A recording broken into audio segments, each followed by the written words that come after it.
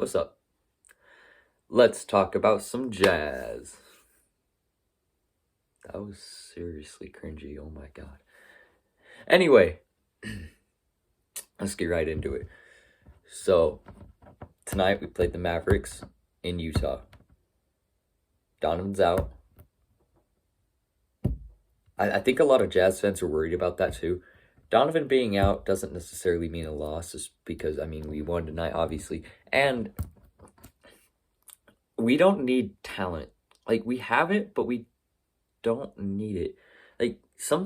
Our guys don't necessarily need talent. They have this bond that's just really good.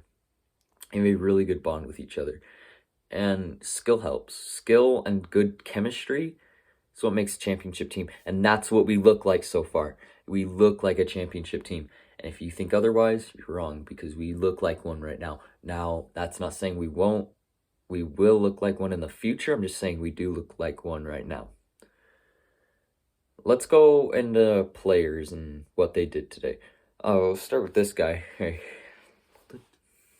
number 2. You know who that is. I ain't got to tell you. Joe Ingles. So I think he heard me say that I thought of him more of a facilitator than a shooter, because I said that last video. Because he made 5 threes in the first half. And that's amazing. But what's better about it is that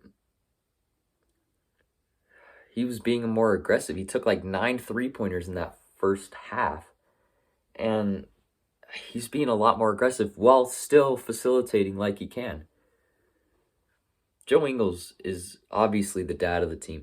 And he's just such a good voice and still got some of that talent. We saw old Joe tonight.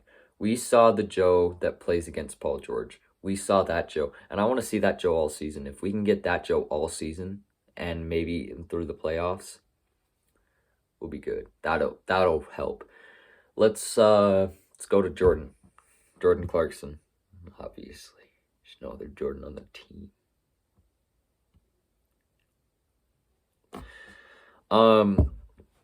Jordan did good. Really good. He's definitely number 1 in the running for 6th man of the year. He has to be. I don't know how he couldn't be, honestly. Chris Boucher's his only competition in my eyes, and Chris Boucher's nowhere near the level Clarkson is. Boucher's good, but Clarkson's probably the reason we won this game. Jordan Clarkson is such a good basketball player, especially when we need him. He filled the gap for Donovan. I don't want to say he replaced Donovan, but he kind of did. In a way, he replaced the scoring, but so did Gobert. Gobert and Clarkson did a number, but I'll go into Gobert later. They both did a number in scoring, but Clarkson had 31. I think he had 15 in the second quarter. That's right. Maybe a little more. But, man, Clarkson's scoring is just outrageous. And to think that we traded Dante Exum for Jordan Clarkson, in hindsight, looking back, I don't know what the Cavs were thinking. Maybe they saw something in Dante Exum we didn't.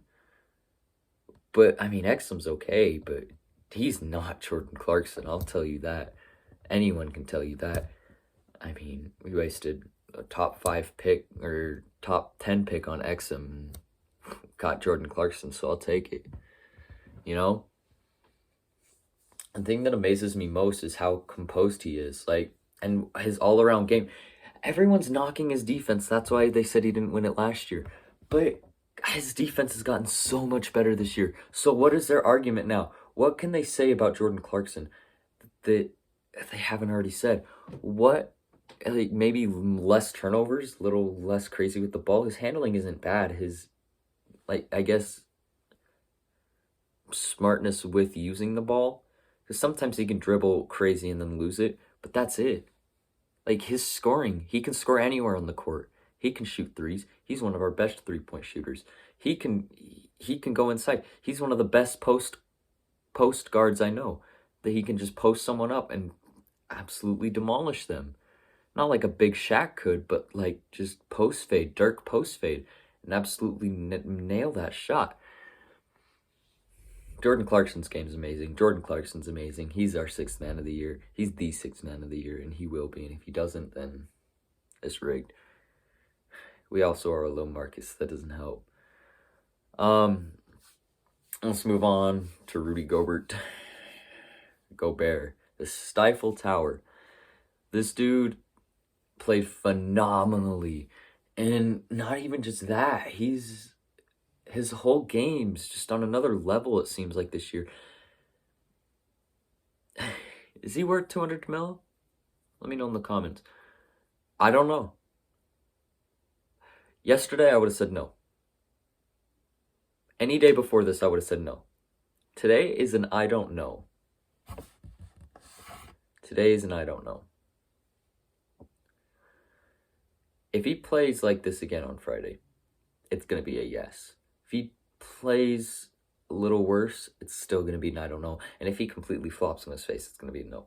But we'll have to see, because we don't know how he's going to play unless you can predict the future. If you can, let me know. Actually, don't. I hate spoilers. Gobert, so he got 29 points and 19 rebounds. 19 rebounds doesn't surprise me. He gets about 19 rebounds. Not he gets like 13 a game. But 19, I've seen him get 19 before, a lot. 29 though? And you could tell how hard he was trying to get 30. He was looking for calls. He should have gotten a couple of them, but he wanted 30 so bad. And I feel bad because I wanted him to get 32, and he didn't get it. I think he's gotten 30 once in his career, maybe twice, or 0. I don't know. It's 1, 2, or 0.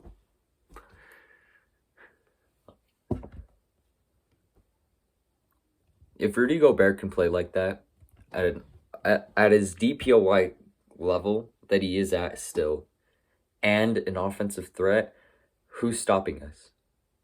Healthy Donovan, all-star Mike Conley. Mike Conley is an all-star this year. I guarantee. I can't guarantee it because it's Utah. If Mike Conley played like this on the Lakers, he would easily get in the All-Star game. He is playing like an All-Star. So is Jordan Clarkson. Mitchell, he's an All-Star by default, if that makes sense. Gobert's not an All-Star by default. He's playing like an All-Star. Donovan's a superstar, not an all-star. That makes sense. Gobert's not a superstar yet, but he's close.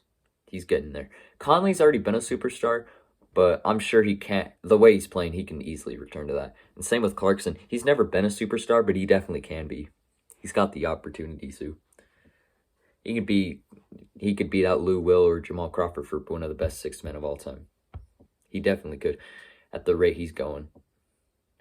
Let's talk about Bogey. Like I said, the wrist surgery might not have helped, but there's just something off about him. And he played okay this game. He didn't do terrible, but he's not getting as many touches either. But that's okay because we're still winning games. I don't think he cares about the touches, but I want to see what he would do with the amount of shots Clarkson or Mitchell would take, you know? I'm sure he could still do a lot of damage. I'm positive on that. Royce's defense is probably the best on the team. Other than Rudy, obviously. Royce is easily the best defender other than Rudy.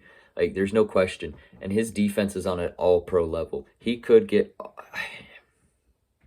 Him and Lou Dort. Lou Dort and Royce play the similar defense. Up-nose, tough, like, you cannot get past us type of defense, you know?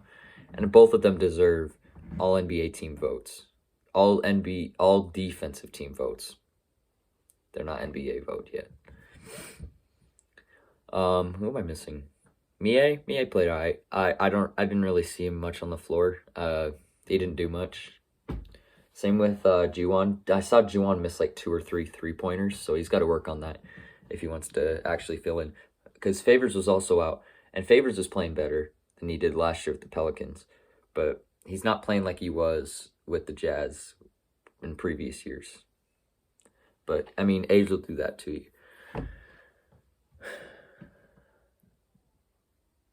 Niang, I didn't see Niang play. I can't judge what Niang does. I didn't see him play. He did okay. I mean, I saw him knock down a 3, so good for him.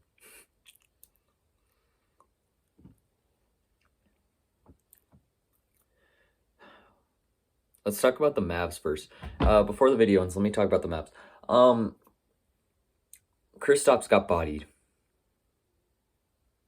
Is that fair to say? Like he got bodied by Gobert, and to give the Mavs a little bit of credit back, Gobert. Well, no, this gives him less credit. Gobert shoots the best against the Mavs. He shoots like 70% against the Mavs. I don't know what it is. Last year he destroyed the Mavs too. Not just the Mavs. Kristaps. He destroys Porzingis. He destroys Porzingis. And I don't know why Porzingis isn't that good at defense, but he just isn't. His offense is okay, but this is not New York Knicks Kristaps. Hey, I don't know what Kristaps we're seeing, but he needs to improve. Luka's good. He didn't do very well in the first half. Scored 27 overall. He's all right. I mean, no, he's Luka is Luka, I guess. He can't carry this team alone. That's it. Didn't get help from anyone this game. Not even his coaching. The Mavs need new coaching. I mean, because their chemistry's bad. And you can't expect Luka and Kristaps to be the only ones carrying, especially when Kristaps can't, you know? You got to try and get others involved. They just need to build better chemistry between each other. And maybe the coaches can help with that. I don't know. The Mavs need something. They're not the Mavs we expected them to be. They are just playing poor. They need to play better. But the Jazz played good. 10-game win streak. Number 1 in the West. Number 1 overall, actually. We have the best record in the NBA. Will we keep it? Hopefully. But knowing the Jazz, we probably won't. We'll probably blow it somehow. Probably be like the 6th seed somehow. Knock on wood. Please. It's just I want a high seed this year. I'm really hoping we can get a high seed this year. I mean, this is a really good start. I've never seen us get this hot of a start. Normally in the beginning of the season, we're really bad. And then we pick it up midway and have like one of these winning streaks. But this winning streak is just massive early in the season, and I love it.